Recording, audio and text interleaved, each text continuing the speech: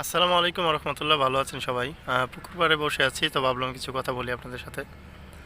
যারা কিনা বাংলাদেশের আওয়ামী লীগের সাথে আহ, ভালোভাবেই জড়িত ছিল, যারা কিনা আওয়ামী লীগকে আহ, লালন করে বুকে এত 15-16 বছর ধরে ইনকাম করে যাচ্ছিল, যারা কিনা আওয়ামী লীগের ছত্র ছায়ায় থেকে ইনকাম করছিল হাজার হাজার টাকা, সেরকম কিছু লোক গ্রামের মধ্যে বর্তমানে তারা আওয়ামী লীগ যখন প্রধানমন্ত্রী চলে গেছে দেশ ছেড়ে, তখন থেকেই তাদের সুর পাল্টে গেছে। সুর পাল্টে তারা বিএমপির সুরে কথা বলছে। এখন যে বিএমপির সুরে কথা বলছে, তারা কিন্তু আপনার প্রচুর পরিমাণের যে বিএমপির সাথে যুক্ত হওয়ার জন্য খুবই চেষ্টা চালিয়ে যাচ্ছে।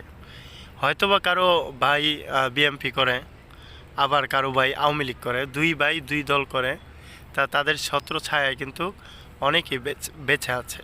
এখন যাদের ভাই নাই, যাদের কোনো গার্ডিয়ান নাই, কোনো দলের সাথে যুক্ত, ধরেন ছোট কর্মী যারা আছে, যারা ছোট কর্মী, যারা আপনার এই দলের সাথে যুক্ত আছে আওয়ামী লীগের সাথে, আজকে সব থেকে তাদের অবস্থা খারাপ।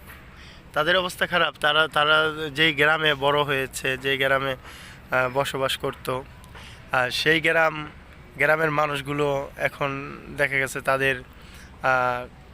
তাদের থেকে মুখ ফিরিয়ে নিচ্ছে।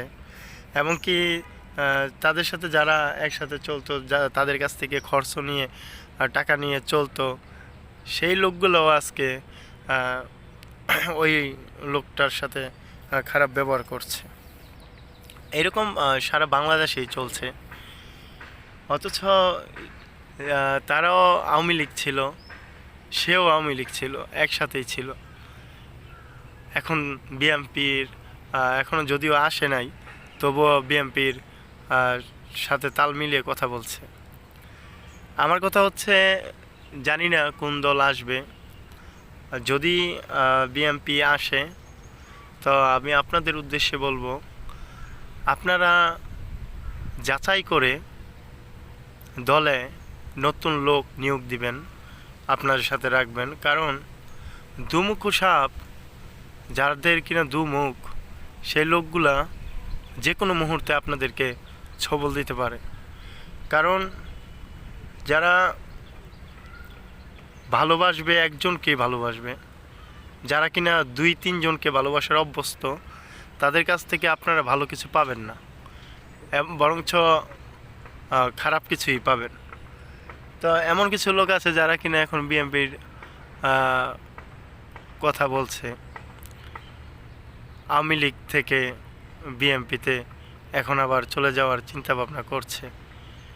তো তাদেরকে আপনারা চিহ্নিত করবেন, বিএনপির যারা আছেন চিহ্নিত করে তাদের সাথে কথা বলবেন। দল যদি আসে বা যদি নাও আসে, তারপর আপনারা এইসব লোকদেরকে আপনাদের সাথে জায়গা দিবেন না। যদি দেন, তাহলে ভবিষ্যতে আপনাদের দল হয়তোবা আরও কষ্টের মধ্যে পড়ে যাবে। যদিও আমার এসব টপিক না, আমি কথা বলি না। আমার টপিক হচ্ছে আমি বিভিন্ন গাড়ি নিয়ে কথা বলি। তো এইটা আমার মুখের মানে খুব কষ্টের সাথে বলছি। আমি যদিও কোনো দল করি না, আমি খুব কষ্ট নিয়ে এই কথাগুলো বলছি। ভালো থাকবেন সবাই, সুস্থ থাকবেন। আসসালামু আলাইকুম রহমতুল্লাহ।